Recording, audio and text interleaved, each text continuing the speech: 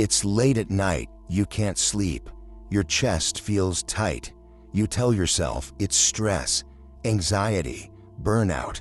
Maybe it's the world, maybe it's your job, maybe it's something broken inside you. But what if you're wrong? What if the feeling you call anxiety isn't a disease to be cured, but a signal you've been ignoring?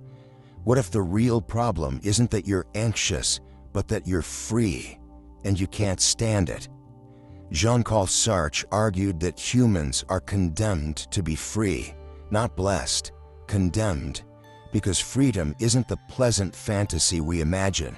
It's the unbearable weight of knowing that every choice you make defines who you are, and most of us, we spend our entire lives running from it. This isn't a self-help story, it's a confrontation, a mirror held up to every role you perform, every excuse you hide behind, every time you tell yourself, I had no choice, because you did, and you do, and that's what terrifies you. What if your anxiety isn't the enemy, but the only thing telling you the truth? Let's start with a question. Who are you? Not your name, not your job title, not the role you play at home or the persona you project online. Strip all of that away. Who are you? You hesitate, because underneath the labels, underneath the performances, there's something uncomfortable, something undefined, and that terrifies you. Sartre had a term for what most people do when faced with this terror. He called it bad faith. It's the lie you tell yourself to avoid confronting your own freedom. It's the way you collapse your infinite potential into a fixed identity and say, this is just who I am. He gave a famous example, a waiter in a cafe. The waiter doesn't just serve coffee, he performs the role of waiter. His movements are too precise, his voice too formal, his smile too rehearsed. He's not being a waiter, he's pretending to be one, over-identifying with the role to escape the burden of deciding who he actually is. You do this too, every day. You play the responsible one, the tough one, the victim, the realist, the free spirit, the provider, the rebel. You perform these roles so convincingly that you forget their choices. You think they're facts. You think they're who you are. But here's the truth Sartre forces you to face. You are not your role. You are not your past. You are not your habits, your mistakes, your trauma, or your circumstances. You are the sum of your choices, and every moment you're choosing again. The waiter could quit. The employee could rebel.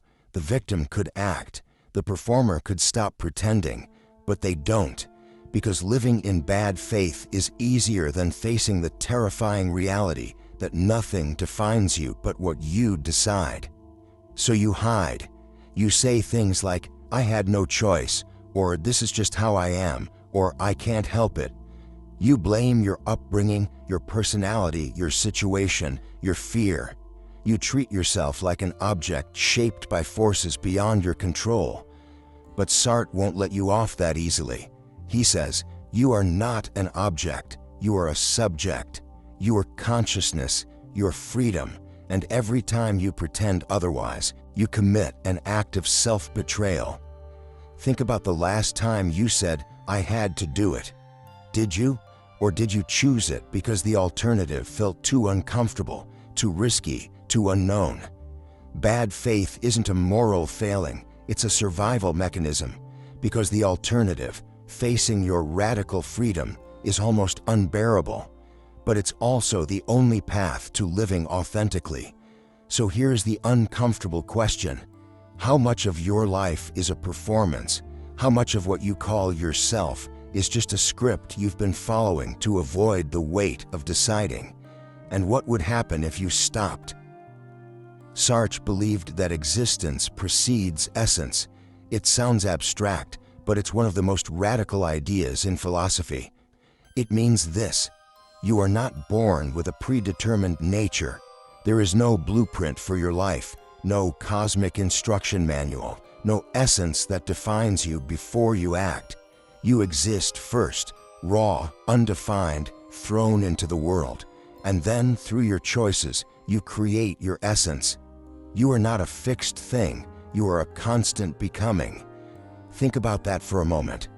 Everything you are, your values, your beliefs, your identity, is something you've constructed through decisions, and everything you will become depends on what you choose next. There's no God to tell you what to do, no fate to excuse your failures, no inherent meaning to comfort you. You're entirely, radically, inescapably free. And that freedom is a burden. Sartre called this burden anguish, not fear of something external, not the fear of losing your job or being rejected or failing. Anguish is the dizzying realization that you are the author of your own life, and there's no one else to blame. You stand at a cliff's edge. You're not afraid of falling. You're afraid that you could jump, that nothing is stopping you, that the only thing keeping you alive is your own decision to stay. That's anguish. You hold your child. You're not afraid someone will hurt them. You're afraid that you, in a moment of madness or exhaustion, could, that nothing guarantees you'll be the parent you want to be, except your continuous choice to act that way. That's anguish. You sit at your desk, doing work you hate. You're not afraid of poverty. You're afraid that if you quit, if you risk, if you leap, the outcome will be your responsibility, no one else's, just yours. That's anguish. Sartre says you are condemned to be free. Condemned, not because freedom is bad, but because you can never escape it. You can't stop choosing. Even refusing to choose is a choice. Even letting others decide for you is a choice. Even sleepwalking through life is a choice. And every choice you make doesn't just affect your circumstances, it defines who you are. You choose to lie, and you become a liar. You choose to stay silent, and you become complicit. You choose to be kind, and you become kind. There's no real you hiding underneath your actions. Your actions are you. That's why freedom is so heavy, because it means you are entirely responsible, not just for what you do, but for who you are. And here's where it gets even harder. Sartre argues that when you choose, you're not just choosing for yourself, you're choosing for all of humanity, because every action is a statement about what you believe humans should be. When you choose to be honest, you're saying honesty is what humans should value. When you choose to be cruel, you're saying cruelty is acceptable. Your life is a vote for the kind of world you want to exist. Can you feel the weight of that? This is why most people live in bad faith, because facing this level of freedom and responsibility is almost intolerable. It's easier to say, I had no choice. It's easier to follow the script. It's easier to let circumstances decide. But Sartre won't let you hide. He says, you are free, you are responsible, and no amount of pretending will change that. So what do you think? Does Sartre's vision of radical freedom resonate with you, or does it feel too extreme? Have you ever felt the weight of a decision where you realized there was no one else to blame, no script to follow, just you? Drop your thoughts below. I want to hear how this lands for you. Let's talk about what you've been calling anxiety. You wake up and your chest is tight. You scroll through your phone trying to distract yourself, but the feeling doesn't go away. You tell yourself it's stress, modern life, too much work, not enough sleep. Maybe it's your brain chemistry. Maybe you need medication. Maybe you need a vacation. But what if that feeling isn't a malfunction? What if it's clarity? Sartre would say that what you're experiencing isn't just anxiety in the clinical sense. It's existential anguish, the psychological response to glimpsing your own freedom and the crushing responsibility that comes with it. You feel restless because you know, deep down, that you're not living the life you could be living. You're following someone else's script, playing it safe, hiding behind roles and routines and rationalizations. And somewhere beneath the surface, your consciousness knows. It knows you're in bad faith. It knows you're pretending, and it's screaming at you to stop. That's the feeling you've been trying to medicate, numb, distract, and explain away. But it's not an enemy, it's a messenger. Think about the last time you felt truly anxious, not worried about a deadline or a bill, but that deeper, shapeless dread that sits in your chest for no clear reason. Chances are it appeared during a moment of transition, a moment when the scripts stopped working, when you realized you had to decide something and there was no rule book to follow. Maybe it was choosing a career, maybe it was ending a relationship, maybe it was looking in the mirror and realizing you'd become someone you didn't recognize. That feeling, that's your freedom calling, and you're afraid to answer. Because freedom is terrifying. It means you can't blame anyone else. You can't say, "I had no choice." You can't hide behind what's expected, what's normal, what's safe. Freedom means you have to choose and live with the consequences. And in the modern world, we've built an entire infrastructure designed to help you avoid this realization. We've turned distraction into an industry. Endless content, endless validation, endless noise. You can spend your entire life scrolling, consuming, performing, and never once stop to ask, what do I actually want? We've medicalized discomfort. If you feel anguish, there must be something wrong with your brain. Take this pill, try this therapy, fix the malfunction. But what if the discomfort is the signal that you're finally waking up? We've commodified identity. Buy this, wear this, follow this influencer, join this movement, adopt this label, and you'll know who you are. But Sartre would say, you can't buy an identity, you can't adopt one. You have to create it through your choices every single day. The reason you feel so lost, so anxious, so paralyzed by choice isn't because something is broken. It's because you're finally confronting the truth. You are free, and you've been running from it your whole life. Sartre doesn't offer you a cure. He doesn't promise that if you embrace your freedom, the anguish will disappear. It won't. Authenticity doesn't eliminate discomfort. It intensifies it. But it also offers something else: clarity, dignity, the knowledge that your life is yours, not a performance, not a reaction, not a script. Yours. So let me ask you this. What if your anxiety isn't the problem? What if it's the only thing telling you the truth? What if the real illness is the comfort of bad faith, and the cure is the courage to choose? Thank you for staying with me this far. I know this isn't easy to sit with, but I'm grateful you're here, because what comes next is where this gets even more profound. The best is still ahead. Stay with me. You tell yourself you know who you are, but do you? Or are you just a collection of roles you've been performing for so long that you've forgotten they're not real? Let's go deeper into what Sartre meant by bad faith, because it's not just about lying to yourself. It's about collapsing the infinite potential of your freedom into a fixed, safe, manageable identity. You become the responsible one in your family, and suddenly every decision you make has to align with that role. You can't be reckless, you can't be spontaneous, you can't prioritize yourself, because that's not who you are. You become the rebel, and suddenly you can't conform even when it makes sense. You can't compromise, you can't admit you were wrong, because that would shatter the identity you've built. You become the victim, and suddenly everything that happens to you is evidence of the world's cruelty. You can't take responsibility, you can't act, you can't change, because your identity depends on staying powerless.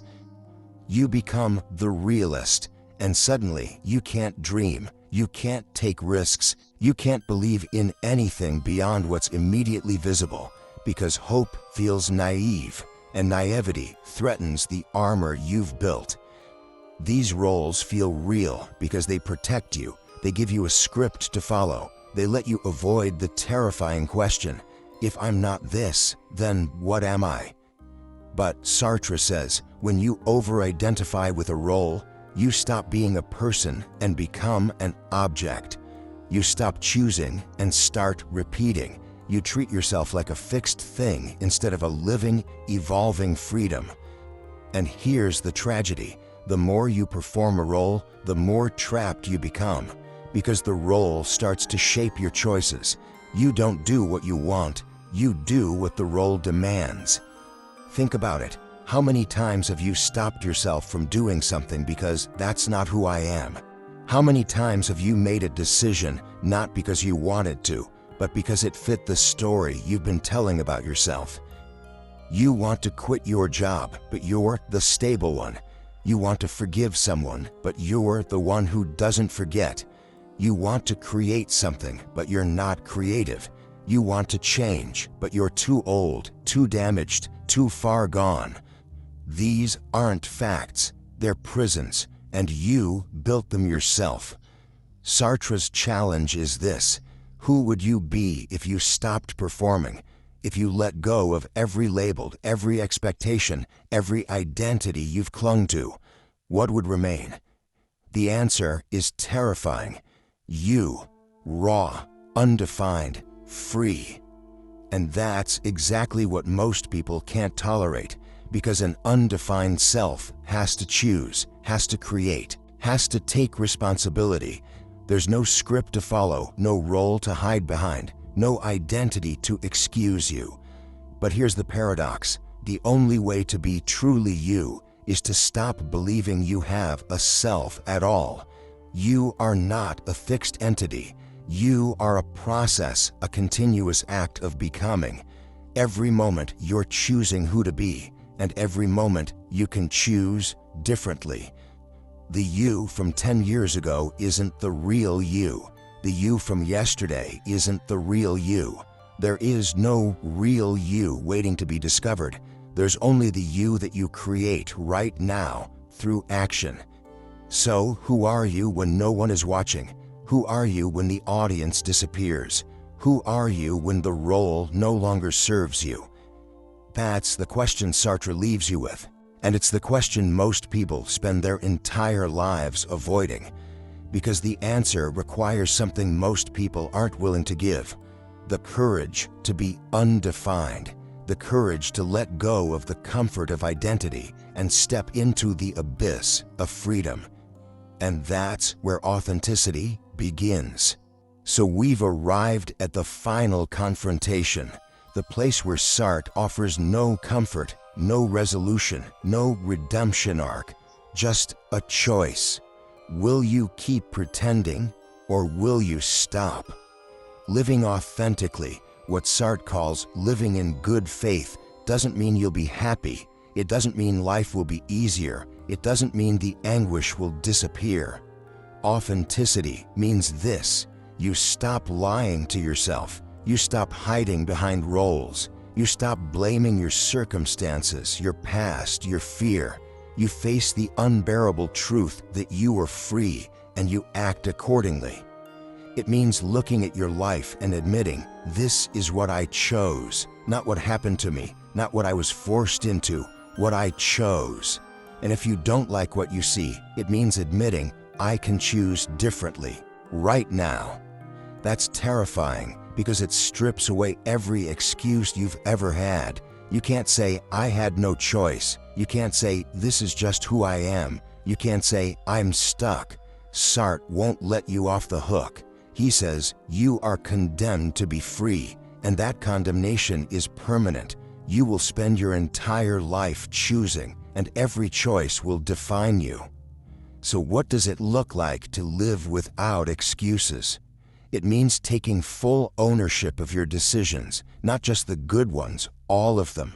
The job you hate, the relationship you stayed in too long, the risk you didn't take, the words you didn't say, the person you became by default. You chose those things, maybe not consciously, maybe not deliberately, but you chose them by not choosing otherwise. And here's the liberating part. If you chose them, you can unchoose them. You can decide differently, today, right now.